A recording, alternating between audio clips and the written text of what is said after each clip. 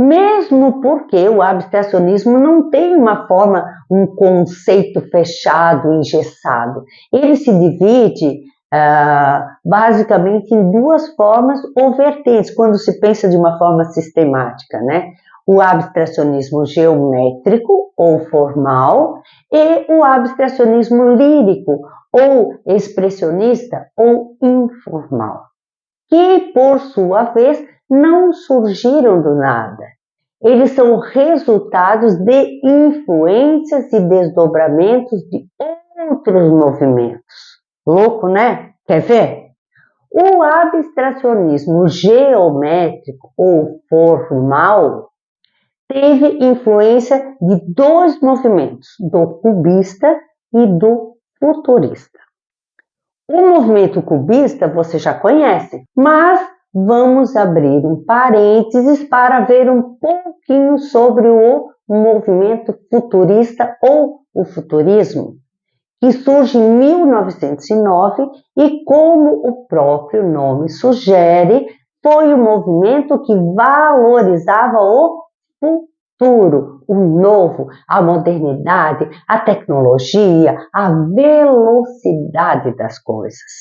E como os demais, não ficou restrito às artes plásticas, se estendeu para a música, literatura e outras manifestações e linguagens.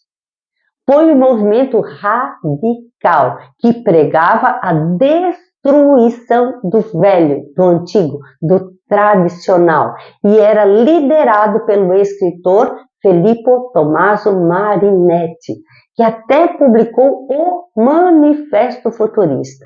É um movimento muito interessante que depois influenciou também o dadaísmo. Mas como seriam as obras futuristas? Olha aí, Mulher Futurista ou Bailarina de Azul. Podemos observar figuras repetidas e paralelas, como que um leque, que dá essa ideia de velocidade, e a fragmentação e geometrização das formas que conversa com o cubismo. Diferente de No Descendo a Escada número 2, de 1902, do polêmico artista francês Marcel Duchamp, que através de linhas e formas abstratas e replicadas sugere o movimento, o ritmo e a velocidade de um nu descendo a escada. Mas essa obra não agradou na dica de nada os cubistas, que a rejeitaram para o Salão dos Independentes por parecer muito futurista e por N questões. Havia muita rivalidade entre eles, não era fácil não. Enquanto o cubismo é estático, mesmo representando diferentes pontos de vista, porém num só momento, Duchamp representa o nu de um único ponto de vista, mas em movimentos diferentes. Na verdade, Duchamp criou treta com os cubistas, como provocador que era, e por conta disso, ele e a obra foram parar nos Estados Unidos, onde ele ficou famoso. No futurismo também é comum imagens que lembram máquinas, engrenagens, cidades grandes como arranha-céus e túneis.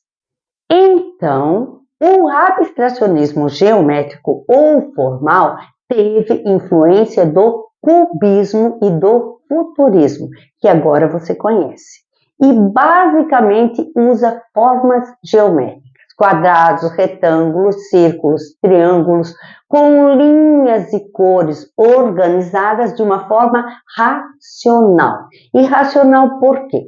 Porque eram fundamentados em cálculos matemáticos, eram elaborados visando o equilíbrio das formas e das cores, da composição racional, sem espaço para a emoção.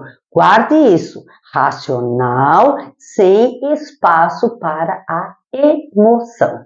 Um representante muito importante é Piet Mondrian.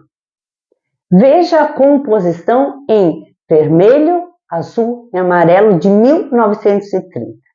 Quando vemos uma obra dessas, podemos até pensar que o cara traçou as linhas, criou as formas, pintou e pronto, rapidinho, sem esquentar a cabeça. Nem precisa saber desenhar, nem entender de nada, de coisa nenhuma. Mas alto lá, devagar com o andor.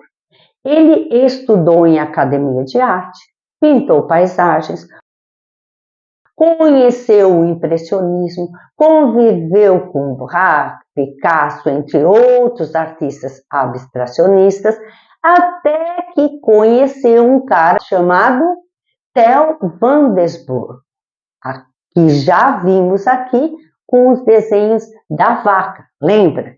Então ele ingressou no movimento holandês de Stijl, ou o estilo, que era um grupo de pintores, designers e arquitetos que usavam formas geométricas abstratas. A obra de Mondrian tem ingredientes de matemática, teologia e algumas radicalidades. Foi um longo caminho percorrido até encontrar sua própria identidade, a sua assinatura artística e conquistar, enfim, o reconhecimento já próximo dos 50 anos. Difícil, viu? Mas veja que curioso. Como é essa tal de radicalidade? Ele admitia nas suas criações apenas as cores primárias, vermelho, azul e amarelo, mais o preto e branco, e as linhas só poderiam ser verticais e horizontais. Tanto que ele rompeu com o grupo quando eles inventaram de querer introduzir linhas diagonais. Um paradoxo. Um inovador radical que não aceitou novidades. Era do jeito dele e pronto. E olha que interessante, as suas obras inspiraram o estilista Yves Saint Laurent, que criou a famosa coleção Mondrian em 1965. Você já viu? Legal, né?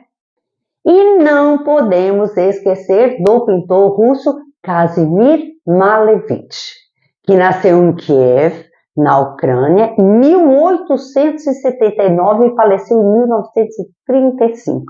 Estudou artes, conheceu o impressionismo, cubismo, fauvismo, futurismo e é tido como um dos inventores e teóricos da arte não figurativa.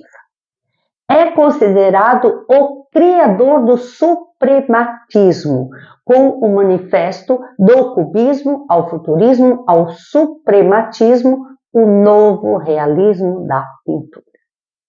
O suprematismo usa figuras geométricas básicas, como o quadrado, o retângulo, o triângulo e o círculo, ponto, buscando uma preponderância, uma supremacia do sentimento puro e da espiritualidade, sem representar o mundo real, material. Malevich intencionalmente criava composições com os elementos pictóricos no espaço da tela, evitando que pudessem ser comparadas a coisas reais, como edifícios, estruturas arquitetônicas, elementos naturais, etc. Ele defendia a arte apenas pela sua visualidade plástica, livre de finalidades práticas, diferente dos construtivistas, por exemplo. E claro que não é só isso, tem toda uma fundamentação e aprofundamento filosófico que não vamos abordar agora.